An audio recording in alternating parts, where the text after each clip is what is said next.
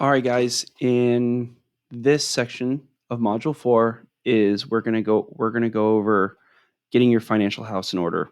So basically, there's a ton of documentation that the bank needs in order for you to get it pre-approved for a loan. And obviously, the way our strategy works is that we're going to use a mortgage to purchase an income generating asset. In this case, this is where we're going to get started. The most important thing to get started is getting all your documentation set. And here is the paperwork. So here's all the documentation that you're going to need to take to the bank in order to get pre-approved for a loan. You're going to need the current year's W-2 or 1099, last year's W-2 or 1099, the current year's tax return, last year's tax return, last 2 months of bank statements, last 2 months of paychecks, a credit score, or driver's license. In this case, too, if someone's going to gift you the money, I didn't put this in here, but the money is going to need to be seasoned, which essentially is around 3 months. So if, let's say, you have an aunt, uncle, or your parents who want to give you $10, $15, $20,000 towards a property, it needs to sit in a bank account for you. That way, if you can see in the line item where it says last 2 months of bank statements, it needs to be seasoned in there for at least 2 to 3 months. Also, the other thing too is your parents are going to need to sign a letter to the mortgage company to let them know where the money came from. So that's all the documentation you'll need in order to get pre-approved for a loan. And this is what I'm talking about, your financial house. Your financial house is the summation of all these documents. Now, this is your mortgage payment. So the point of getting all this documentation or the paperwork is so that way they can create a mortgage payment for you. And essentially, your mortgage is a summation of all these expenses. The first expense is the principal. The second expense is the interest. The third expense is the mortgage insurance. The fourth expense is property taxes. And last but not least is the property insurance. So whenever you think of your mortgage payment, it's a summation of a ton of different expenses. Property taxes are normally paid out biannually. So every time you make a mortgage payment, the bank then has an escrow account where they put the property taxes in for you.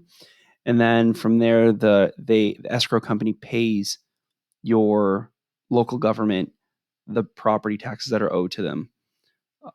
Now, basically, the principal and the interest is all that's going straight to the bank. Now, the mortgage insurance is basically when you use an FHA loan, you're using 3.5% down on a property. And mortgage insurance is a way for it's actually insured by FHA, Fair Housing Administration, or HUD. And when the bank is saying, hey, listen, I need some incentive and protection because we're covering so much of the loan that we believe we need some protection. So you are paying an insurance policy because you put down less than 20% for the property.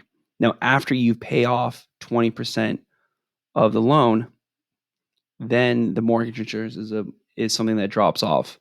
Most commonly in the strategy that we're going to use is once you've paid down enough of your property or you've appreciated some equity, we're going to do something called a no cash refinance. But don't worry, we're going to go over that more thoroughly.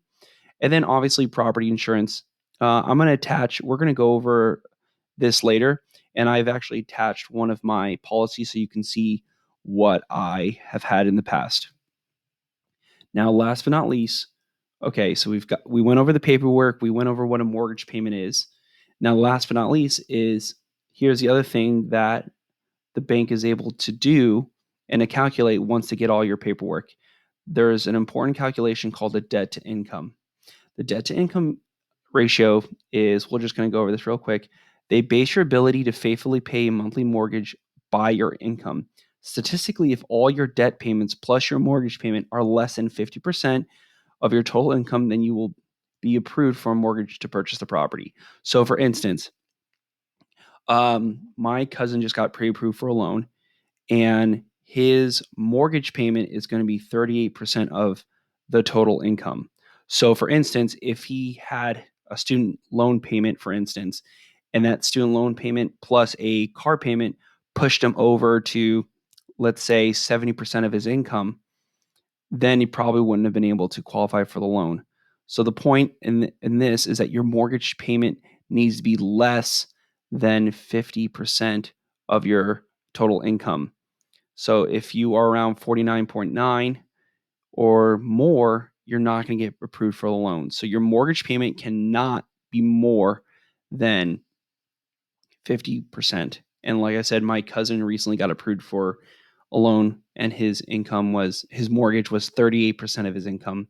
So that's where we talk about the mortgage debt to income ratio. So when my cousin who was approved for a loan, we're saying his debt is 38% of his total income, hence debt to income ratio. And that is your financial house, guys. That's how we are able to calculate using the paperwork and documentation that you're giving to the bank, essentially what your mortgage payment is going to be and your debt to income ratio. And when you get a pre-qualification letter, your mortgage payment is actually going to be on the pre-qualification letter. So that's a great way when you run numbers on a property is that you just look at your pre-qualification letter and you'll see what your mortgage payment is going to be. So there you go, guys.